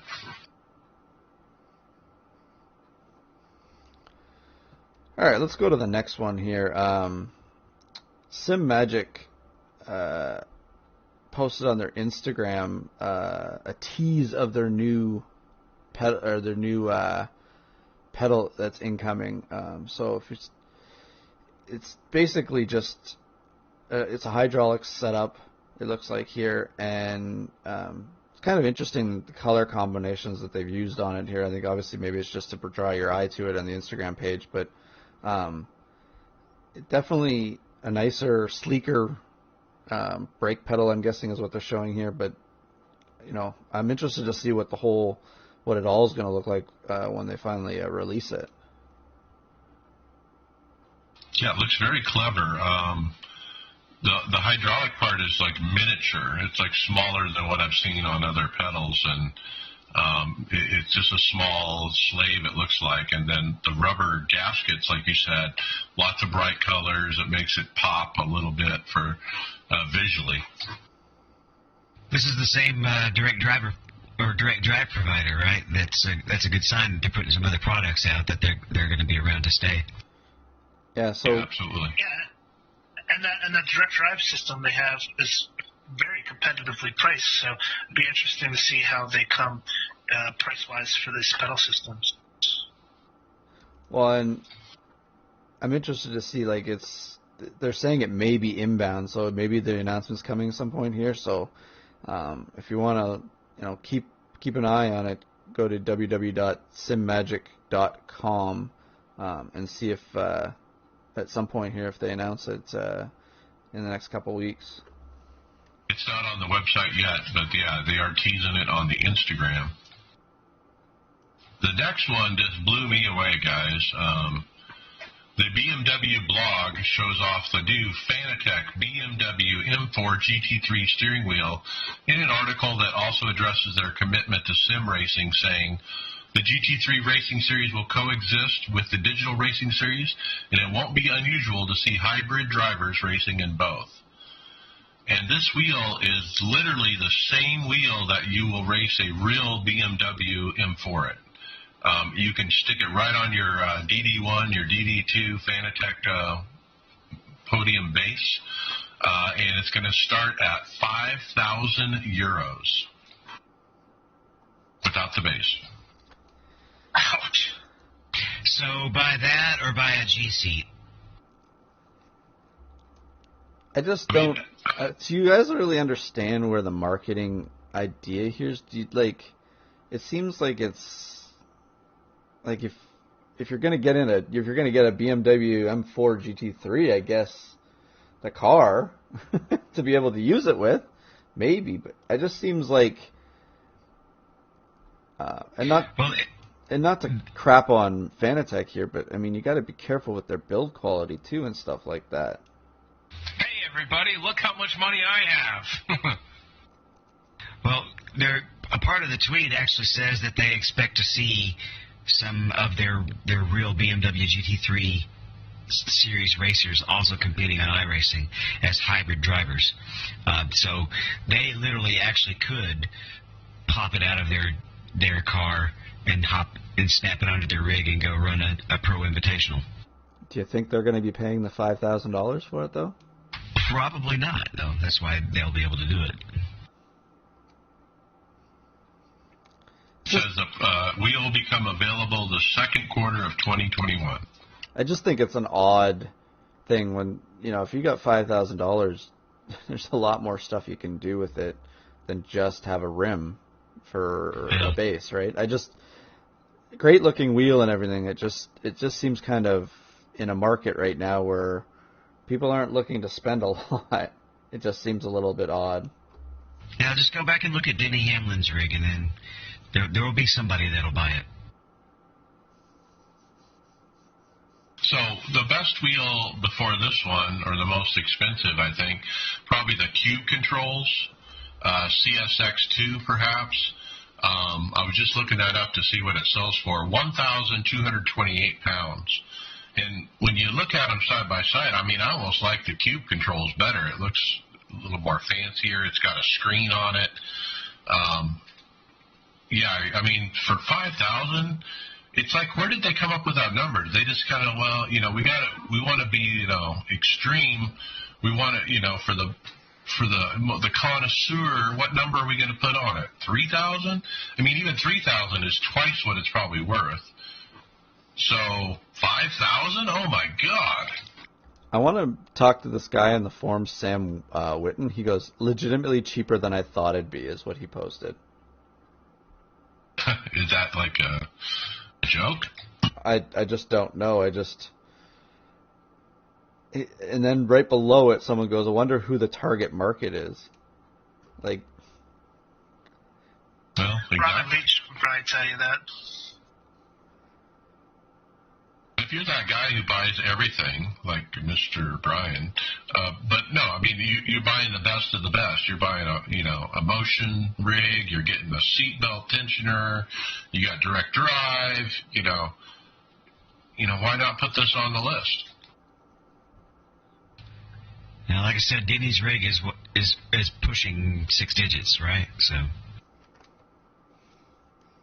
Denny Hamlin probably wouldn't think twice about dropping $5,000 on it. yeah, but Denny Hanlon has a basketball court in his house, so it's kind of just Right. That's who this wheel's for. That's who's going to buy it, right? But I still would take the Cube Controls for $1,300 or $1,200 because I just don't feel right spending $5,000 when you get something the same for roughly a quarter of the price. Greg's talked about upgrade. If he has to upgrade, and the wheel that I have, the Formula V2, it's got everything you need. I mean, it's especially for the price. It's the wheel I have if you road race. And how much was that? Well, I think it runs $499, but I got it as a part of my severance package, so to speak, or apology package. we call that the right market, the legitimate market for a racing rim. Well, there's, we don't all go out and buy Ferraris, right? So, but they're expensive and don't appeal to the masses. This wheel doesn't appeal to the masses, but their bean counters say that they can make some money off of it. Well, obviously someone backed it as an idea, so there is something that somebody thought that this was going to work. They're probably not overextended with it. Nah, probably not. But if you want some extensions of your own, Vicente Maestri, he's from Iberia, and he developed a Twitch panel extension that will let you display your iRacing license and stats on your Twitch channel. So if anybody out there who's running a Twitch channel, broadcasting their own channel, you can actually have this panel extension that will come up and have your license information and your stats right along with your Twitch stream. So that's pretty cool if you do iRacing streaming. Like David, you do a lot, I know. That could be something you could do.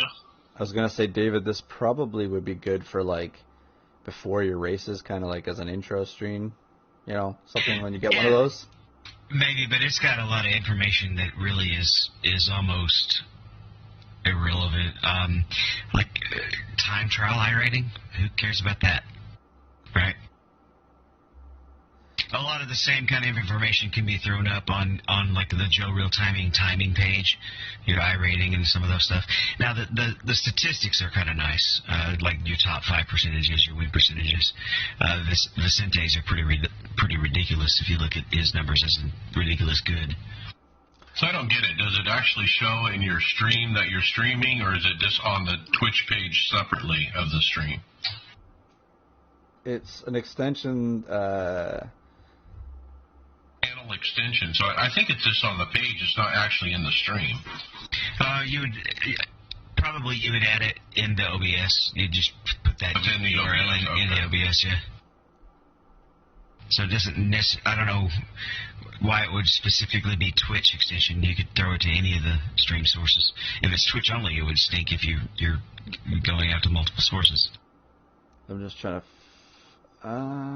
I'm wondering if it is what Mike's saying it is here. I'm just trying to see how it works. Because when you click on the link, it actually takes you to dashboard.twitch.tv, and you click on install, and it looks like it's going to do it right there on the page. Yeah, it goes straight to it. He's right. It's kind of just another place to put information on if somebody's on Twitch for you. So if you already have all your overlays lined up in OBS, it would be almost you'd have to be editing it in a different place. I don't know if I like that, but well, this thing will edit itself over time on your Twitch page. Like it'll just show. It's like in your information on your Twitch channel. Yeah, I mean editing the positioning for whatever pages you're on. Yeah. You'd have to make sure that spot's open on your OBS stream, so you're not putting two overlays on top of each other, and you'd have to move it around. It's not an overlay. It's actually like it's like what we do when we're moving stuff into our website. It shows up on the website. It doesn't show up in your stream. It shows up in Twitch's channel. No, it's outside of the stream window. So when you go to the page, it's going to show there. Well, then forget everything I just said. So I just added it on mine, so we'll see how it looks. I'll have to report back. You better make sure you put up all the practice statistics, Mike. There you go. I don't think it has a practice statistic, but we'll just add one for Mike. We'll just write it in.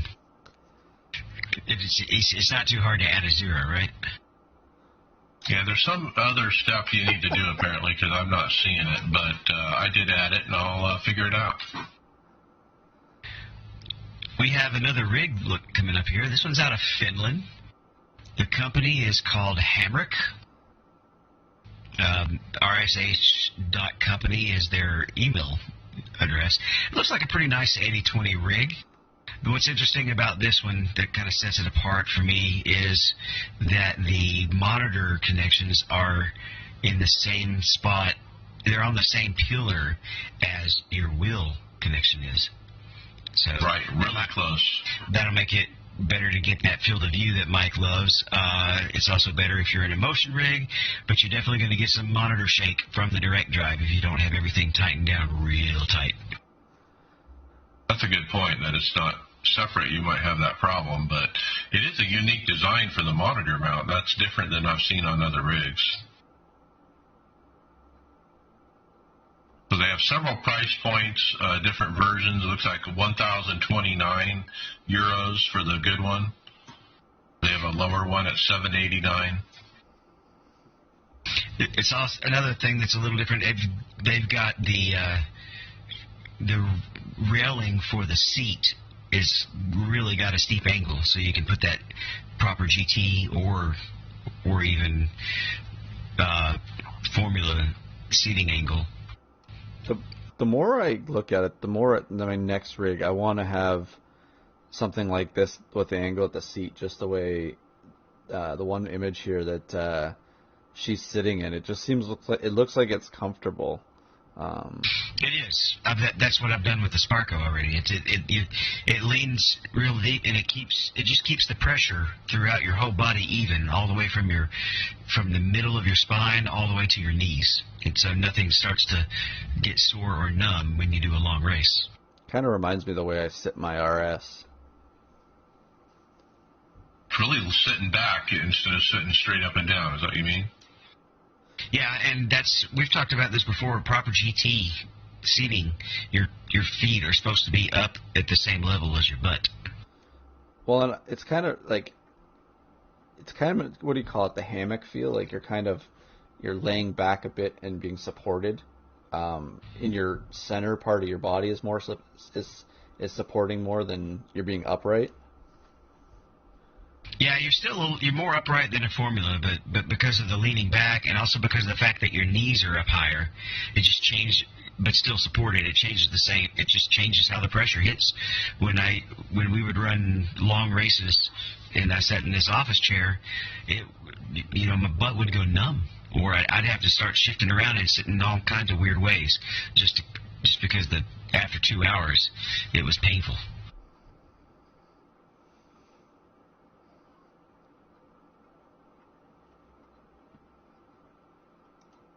Well, we got some new offerings coming out of Midwest Simulations. They're rolling out their Spotlight 2 spotter/lighting system. So these new ones, they feature 20% larger lenses as well as a third light on each side. Apparently it's been one of the most requested features to help with 3-wide racing, so you can better differentiate between when 1 and 2 lights are on.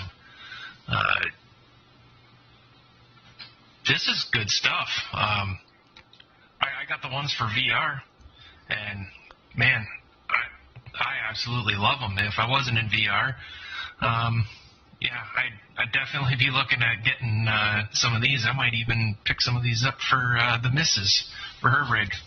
So the important thing here too about it, with it doing it the way he's saying he's adding the extra light, is it's like when I always had 2 cars on the outside or 2 cars on the inside when you're doing the 3-wide, all I noticed is the VR was getting bright, or the lens from this thing in my VR was just getting brighter. I couldn't tell that it was 2. So what he's trying to do design-wise is kind of put a space between them, I'm guessing, so that it looks like 2 instead of just a brighter light.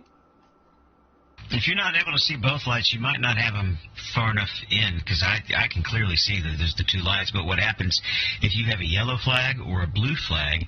Those are also being committed to one of the lights, and then you've only got the 2 and then you've only got 2 lights, or you've only got 1 light left on each side for car locations. And they have different colors. They come in blue and red as far as the housing, so you can pick that. Yeah, now it looks like these are made specifically for monitors. So I've not obviously used the older monitor setup. So maybe that's what they're referring to, because like David said here, like I don't have an issue with the VR. I can easily tell which lights are flashing on which side. So that's why I'm saying to David there is I'm using the monitor ones in my VR. So that's probably the difference then. Oh, okay. So when you look at mine, they're inside the actual thing there on the side with the lenses. It's hard to see here, but you don't have. Is yours guys got a cover on the top so you can, or do you get the actual just the LED light? It's just an exposed circuit board and a couple of LED lights on the circuit board. Yeah, see, mine look like that into it, so you have a clear lens over the top, so I can't differentiate the 2 lights. So it says the spotter calls have been moved to the inside and outside lights of each side. The middle light is reserved for flag and low fuel indication. I like the low fuel indication too, kind of as a reminder, because I always find that in road racing, the spotter lights seem to be the most thing that's handy for me, because when you're racing, you don't see the blue flag in your corner. It's nice to just have the blue light inside VR, and it reminds you right away that you got to pay attention to what's coming up behind you. But even the yellows have handy, because the yellows don't get called out; they're just local yellows. Yeah, I'm sure. He, I believe the last time I talked to him, he said he had a new version coming out, and he'd be putting out the monitor version first. But I'll double check with him or ask, but I'm pretty sure he'll have a VR equivalent come out at some point as well. He just basically takes the housing off, right? Yeah, but there's no housing. It's just a clip. Yeah, I talked to Scott last week, and Scott Rupp, who runs this place. He also has another item coming. He gave me a sneak peek. I'm not going to talk about it yet, but stay tuned to Midwest Simulations. Way to tease There's us. some- Well, I hope it's a 3-monitor setup. 3 lights. Let the middle one do all the flags, and then you got your spotter lights on each monitor. I'd love to see that. So you're gonna stick? You might be onto something. Are you gonna stick the third one right on your forehead then? Where do you stick it on your nose, tip of your nose, or? Well, no, that's for a triple monitor setup. I'm not just for VR. I'm just saying for VR when it comes out, it'll have to be like stuck to your forehead in the VR. Okay, we got one more quick one here, a quick hit. NVIDIA warns of a high-severity GPU driver flaw. They fixed a slew of high-severity flaws affecting its graphics driver. The vulnerabilities allow bad actors to cripple systems with denial of service, escalated privileges, tamper with data, or sniff out sensitive data. This is one of those big hacks, guys, where they can get into the kernel and basically control everything. And I can't believe that NVIDIA put out drivers that had these exploits in them. But the message is update your driver as soon as possible because they fixed all these problems.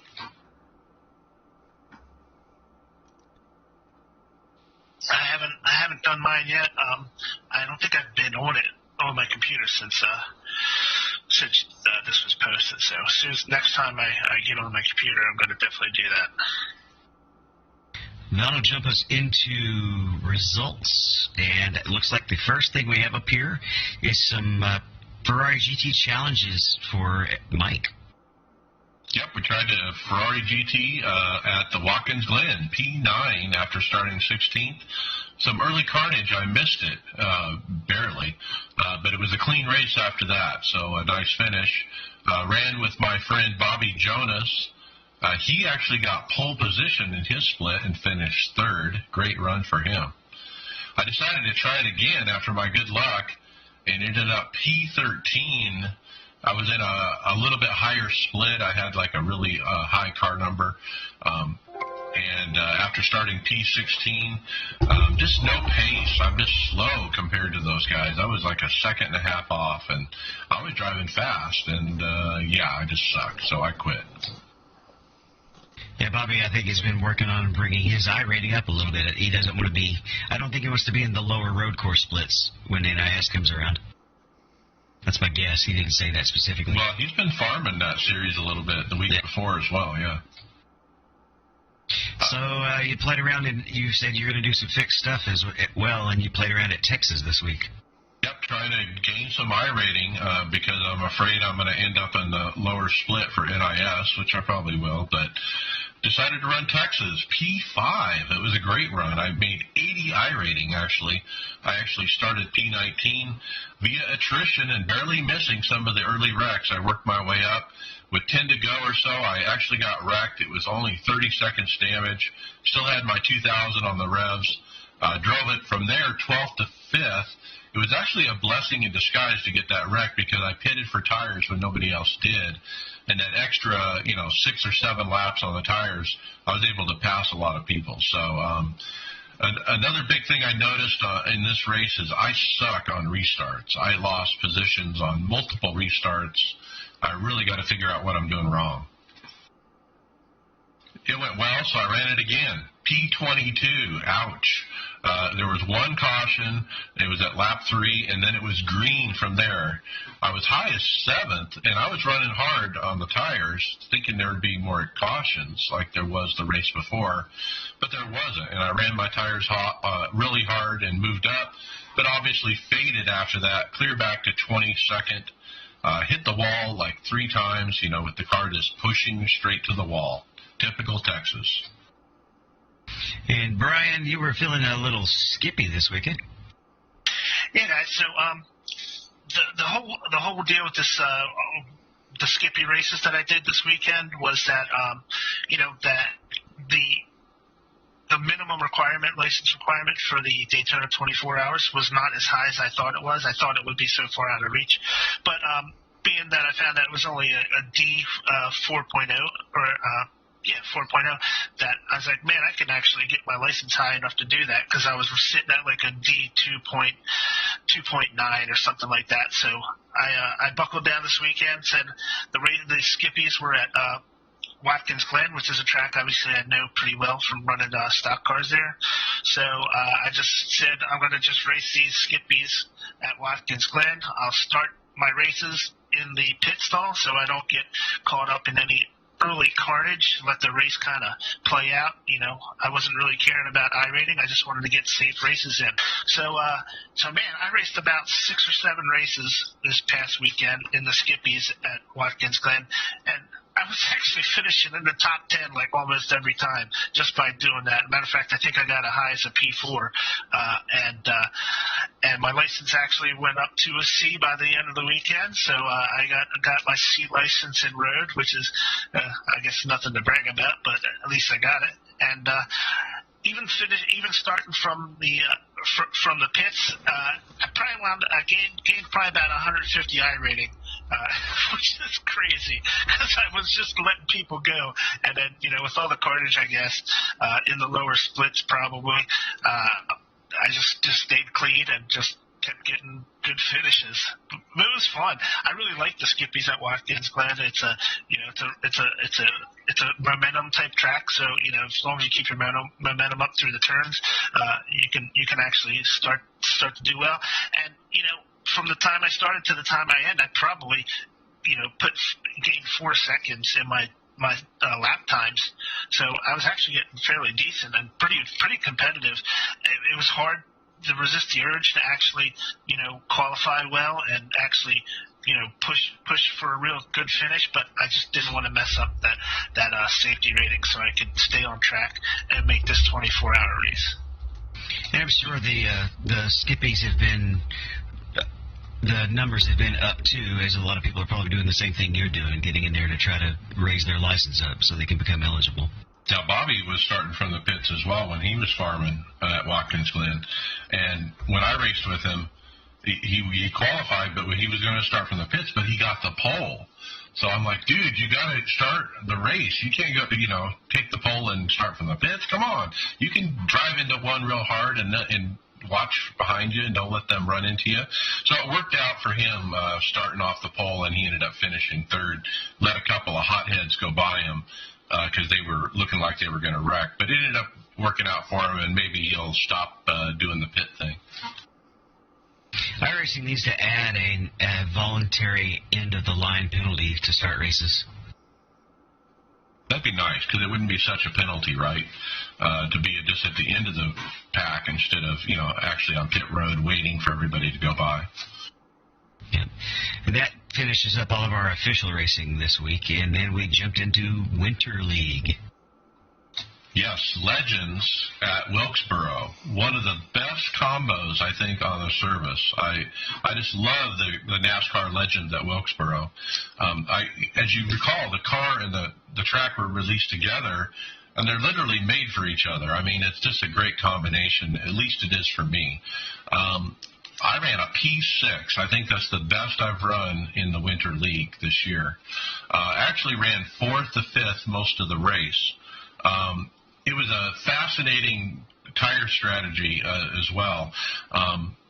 Everybody was doing one stop where they'd get to the halfway pit and then go. Except for me and just a few others, I did a 2-stopper. Why? Well, my tires weren't going to make it to halfway. I was running too hard, apparently. So I decided on the 2-stopper. It was interesting because then I got to drive by everybody who was on old tires, and I was passing, all the heavy hitters and the fast guys like they were standing still with my new tires. But then once I wore out, they had pitted and were going by me, so it went both ways. It made for a lot of coming and going, and Christian Challoner ended up winning the race, of course. He's just about winning them all. He won Wednesday night as well. Yep, that was Bristol in the Cup car. Yeah, we'll go a little out of order here on this. I did finish P8 on the lap all by myself. We had an early caution, and so half of us pitted, some of us didn't. I think it was only 20 laps in, and we figured you need 35 laps before you get tires. Then we had green flag stops twice, and it just ran long.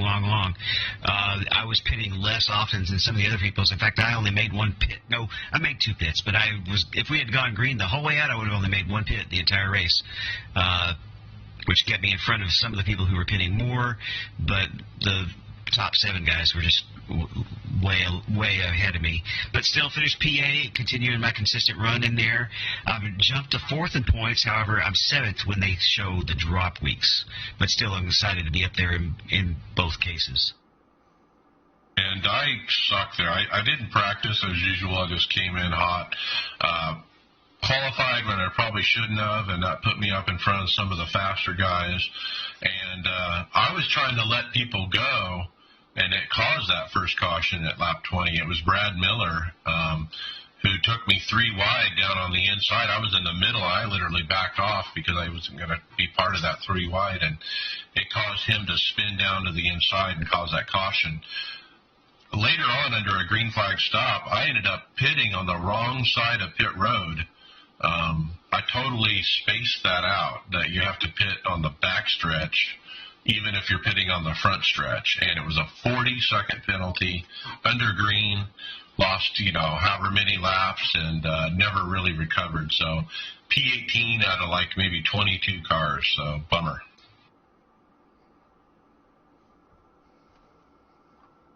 OBRL, ARCA, Brian, P7. Yeah, so the OBRL Monday night and the ARCAs were at Indianapolis. So I started at P6 and wound up finishing at P7. It was a problem where I just wasn't able to quite save my tires well enough to stay up in the front, I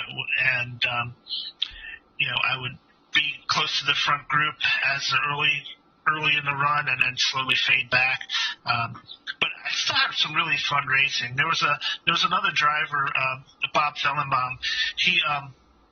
It was funny. Like at the start of the race, I gapped him by about almost 2 seconds, and by the time the first pit stop came in, he had made up all that time and got by me right before the pit stop. And then the next set of next run, I actually pulled away from him again for about a second and a half, and he pulled right back up to me over the course of a tire run and passed me again. And then I actually wound up staying out a little later on that second pit stop, and when I came back out, he was like 2 seconds in front of me because he had pitted a lap or so earlier, and I actually ran him down to the end of the race. I got right to his bumper right as the race was ending, but man, I caught him on the backstretch.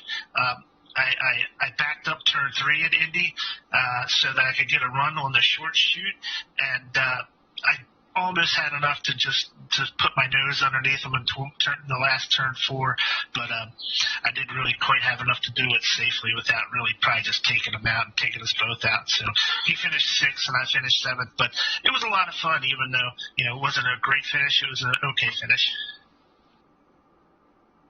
Okay, then we have Eucora Snowball Series, the Radicals. David, P1.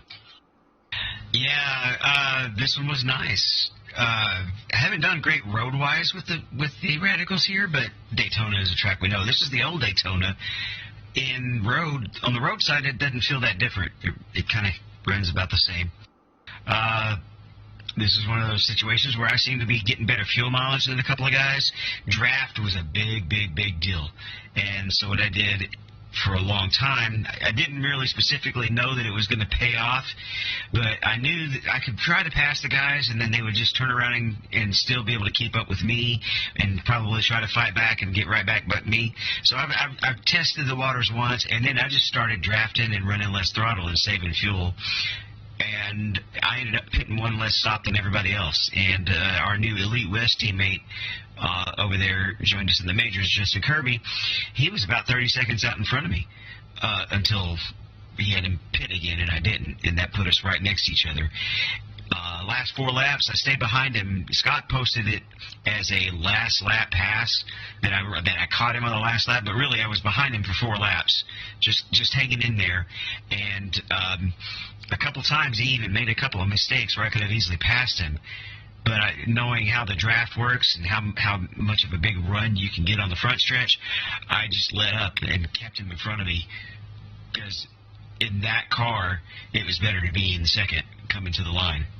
And that's what I did. I passed him, and then he almost got right back to me. It ended up being a .007 margin. Okay, so that's been fun. The Eucora Snowball. They run again tonight, I think. Concord, okay, and I'm hoping to be part of the broadcast. We didn't get the broadcast last week for whatever reason, but hopefully tonight we'll be doing that. Okay, final thoughts, Brian McCubbin.